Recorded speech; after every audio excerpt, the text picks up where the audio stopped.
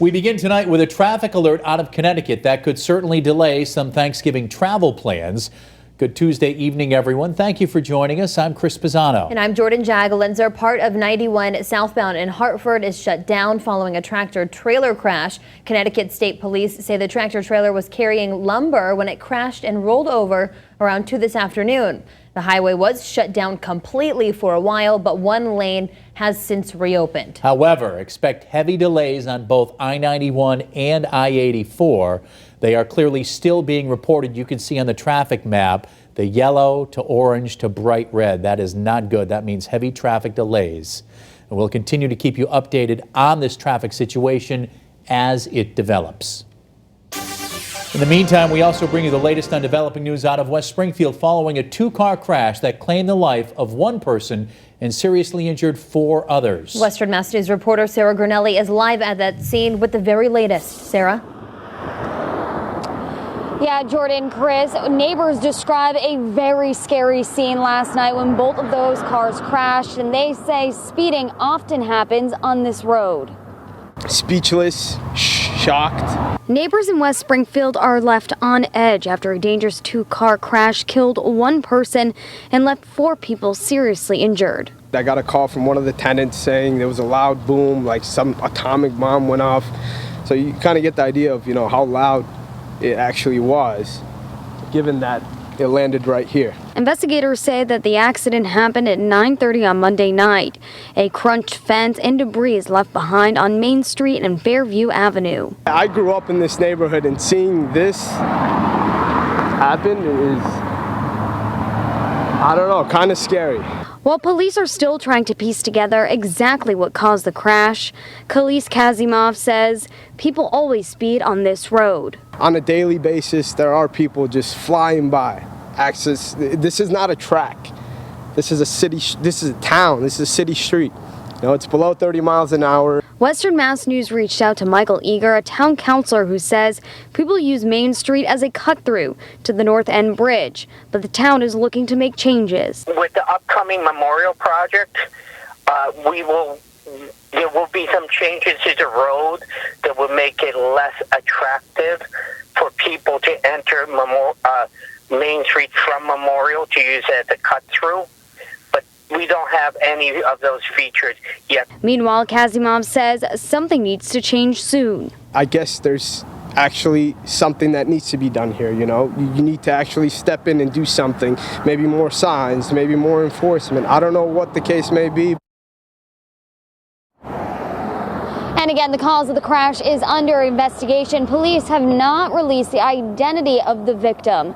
Live in West Springfield, I'm Sarah Granelli for Western Mass News. Sarah, thank you for that live report. Enrollment in Massachusetts public schools has dropped significantly during the COVID-19 pandemic. Western Mass News reporter Lindsay Kane is live in Springfield with more on how the pandemic is impacting students across the state. Lindsay? Chris and Jordan, schools in Massachusetts have seen a decline of more than 37,000 students so far this school year. According to the Department of Elementary and Secondary Education, public school enrollment has dropped almost 4%. There's 17,000 fewer preschool and kindergarten students. 13,000 students moved to private schools or homeschooling. Russell Johnston, the former superintendent of West Springfield Schools, and now with DESE, said at a board of directors meeting today that they're still tracking about 7,000 students who did not enroll this year. I would speculate that the volatility is students perhaps moving out of state or out of country as well, and just a lack of information to the school department because families' lives are in flux right now. State Education Commissioner Jeffrey Riley says many of the students in this group opted out of in-person learning due to the COVID-19 pandemic. The loss here is for the pre-K and kindergarten students, and we expect that many of those children will be back in our system for next year. Parents have just opted to keep the kids home for the year rather than start in the system. According to other data from state officials, a majority of students are now considered high-needs learners. Now, it's typical for Massachusetts to lose a few thousand students from public schools on a year-to-year basis, but so far this school year is presenting the biggest drop. Live in Springfield, Lindsay Kane, Western Mass News. Lindsay, thanks for that live report. In Northampton, the Hampshire County Courthouse will be closed until further notice. State officials say the decision comes after a probation officer who was last inside the building on Monday tested positive for COVID-19. The announcement comes the same day that state officials announced the closure of the Roderick, Ireland Courthouse in Springfield until next Monday due to employees testing positive there. Taking a look now at the latest coronavirus numbers in the state over the past 2 weeks. The Mass Department of Public Health reporting 2,225 new cases today. That brings the total number of confirmed cases in the Bay State to 204,060. The state also reporting 20 more deaths. The statewide death toll now stands at 10,319. And for more coverage on the coronavirus emergency as it develops, log on to our free Western Mass News streaming app. With Cyber Monday less than a week away, there will no doubt be an influx of packages heading to people's homes. This year, police are warning buyers about package theft, and we're getting answers about how the pandemic is changing this type of crime. Western Mass News reporter Audrey Russo has more. Some call them porch pirates, but more plainly, it's theft. They are crimes of opportunity. With Cyber Monday deals and a pandemic keeping people home from in-person Black Friday shopping, packages are expected to show up on people's porches in big numbers. Springfield police are asking people to take precautions to ensure package stealers don't show up too. If you're not going to be home, get it delivered to your place of work, get it delivered to the UPS center, the post office, FedEx, wherever it may be going to, and pick it up there. Springfield police spokesperson Ryan Walsh says because so many people are staying home this year, it may actually deter package stealing. That and the increase in easy home surveillance. What's been extremely helpful in helping solve some of these cases are the doorbell cameras. Police in Texas have resorted to putting GPS tracking devices inside fake packages to try to catch porch pirates.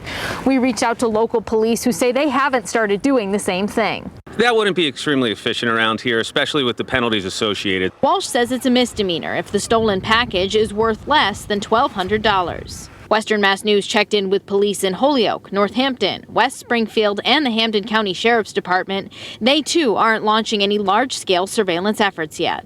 Springfield police are hoping people will be just as excited to retrieve their packages as they were to order them. When it's left out there for even a few extra minutes, someone could walk by and just grab it. It's that easy for a thief to take it. In Springfield, Audrey Russo, Western Mass News. New at 6 for the 11th year in a row, 93.9, the River's Monte Belmonte led a two-day 43-mile march from Springfield to Greenfield, all to raise awareness about food insecurity. The march kicked off Monday and continued today at 7 a.m. Due to the ongoing pandemic, fewer marchers made the trek, but supporters were able to join virtually and walk shorter distances in their own communities. Monte's goal is to raise $365,000 to provide the equivalent of 4,000 meals per day. The hope here is that until we can get something done on the federal level to give people the relief that they really need so that we can keep each other safe, that we would, as the grassroots, like we've done year in and year out pre-COVID and we'll probably keep doing after COVID, is that we want to let everybody know that we're there for the community. That money raised goes towards the food bank of Western Massachusetts. New information now regarding the Springfield public school meals that were found in a private dumpster in Indian Orchard. The Springfield Police Department investigated that incident and they were able to identify the people responsible.